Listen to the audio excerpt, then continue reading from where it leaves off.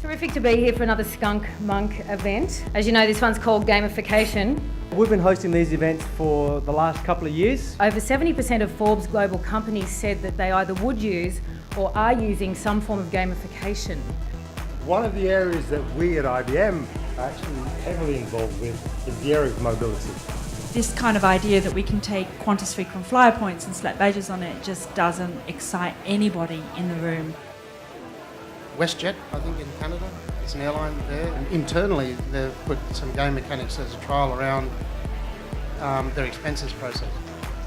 We were asked by the Australian government via the agency to create an app to help people give up smoking for World No Tobacco Day. And what that did, and what gamification does, tapping into this sort of deep psychological well that we have, is it gives you motivation to do something. That app is hundreds of % more effective than any other form of quit smoking that anyone can have. When gamification works, which is when the value for the player is really obvious and evident, and you can start to appeal towards that. How many people here use Foursquare, please? And how many people checked in here tonight? And how many people here think that you are Foursquare's customers? They sell that data to about 37,000 companies, and they're very clear that the people who are checking in are not their customers, they're their product. You know, I think gamification is really starting to come into a renaissance now. So I'm very positive about the direction it's heading. What are you looking forward to seeing? Actually, I'm looking forward to seeing something which is very entertainment focused, have an ethical basis, where these things like games which have been used for entertainment start to be used for a stronger social good. Make the story personally relevant, like quit smoking, like getting fitter, like becoming happier, you know, the sort of things that Guy's been talking about, is that the story is about you. You know, Facebook is a game, the story, you know, the game is the story of you. Office now has a professional services capability. What's your impressions of your first SkunkMonk event? I'm really impressed. Speakers were fantastic. The information was really excellent. The venue's great. I think the Office guys put on an excellent party. It's very inspiring, actually. Well, Rick Holland is one of the, I guess, one of the main instigators of SkunkMonk. Well, look, I'm really up for anything that's going to engage audiences. Well, I was just speaking to my business partner and he's like, right, we're going back to the office and we're gamifying everything. Apart from as well, we're thinking, why aren't we having these events for our clients?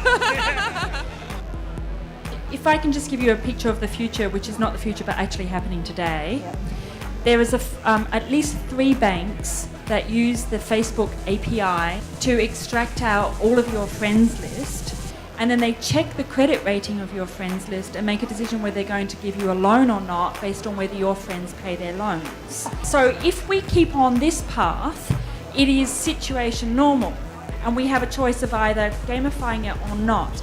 People are involved, they're engaged, no matter which one of our events you go to, so eClub, SkunkMonk, ISV Speakeasy, we want them to be engaging, we want people to be involved, get to know us, meet our customers, meet our suppliers and vendors, and work together as a community, because that's how we get things done, it's who you know and what you know.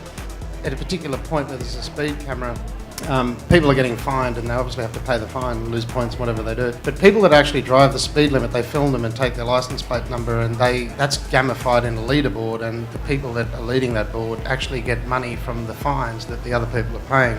I think the reason we've got these gamification layers is simply because the data is becoming available to us. Gamification, a game is a game theory. You can apply game theory, it's quite academic. But to your point, it's got to be meaningful to the individual for them to fall for it. It does come down to data analysis. So you need to store the data somewhere to do the analysis to figure out whether the game was good or extract the value out of it. And you will need a server at some point for the applications to talk to. So that's kind of where we fit in. We all agreed game designers have a responsibility, a social responsibility, as people who contribute to a medium that crosses safety, gender, ethics, race, and general behaviour throughout the world. Full stop.